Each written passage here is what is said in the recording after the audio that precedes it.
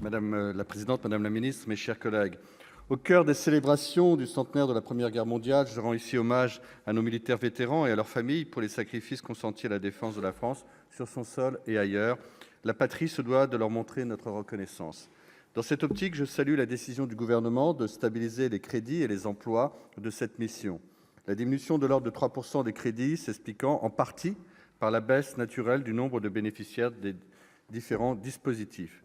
Le programme 167 est en hausse de 4,5 millions d'euros. La croissance importante du budget en faveur de la mémoire pour l'année 2018 est une nécessité pour faire du centenaire de la Grande Guerre un événement de rassemblement national et de souvenir collectif majeur.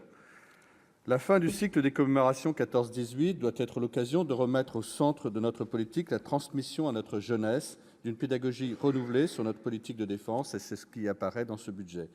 Le programme 169 est quant à lui en baisse de 80,6 millions d'euros. Cette tendance est confirmée par le projet de loi de programmation des finances publiques 2018-2022.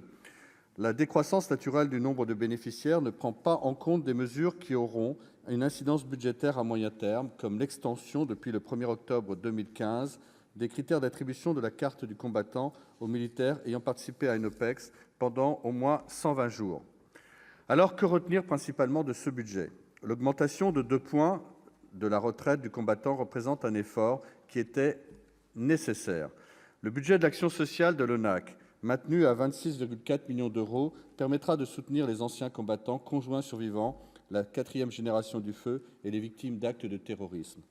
Nous nous réjouissons également de l'investissement sur 5 ans de 50 millions d'euros de rénovation des bâtiments de l'Institution nationale des Invalides. Nous saluons les initiatives concernant l'entretien et la valorisation des monuments et hauts lieux de la mémoire nationale et le tourisme mémoriel.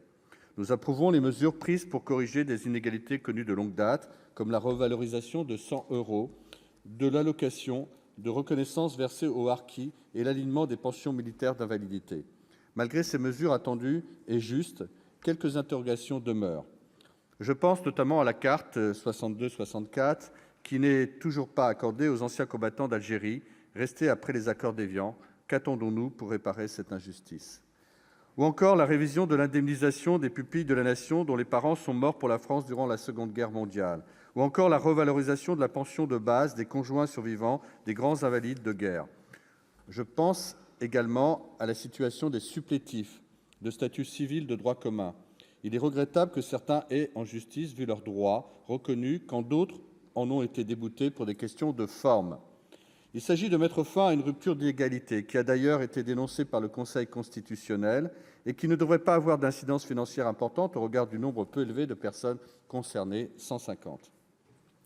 Ce budget, Madame la ministre, est satisfaisant malgré la baisse des crédits.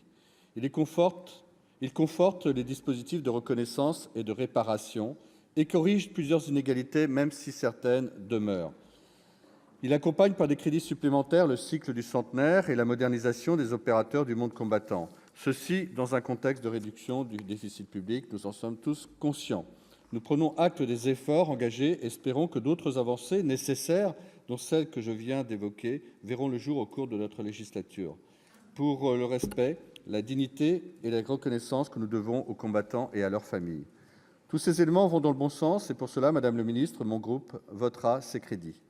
Néanmoins, dans cette mission, plus que dans toute autre, il s'agit au fond de réfléchir à ce qui fait de nous une nation, aux valeurs qui justifient le combat, qui justifient des blessures, qui justifient le sacrifice ultime de nos soldats.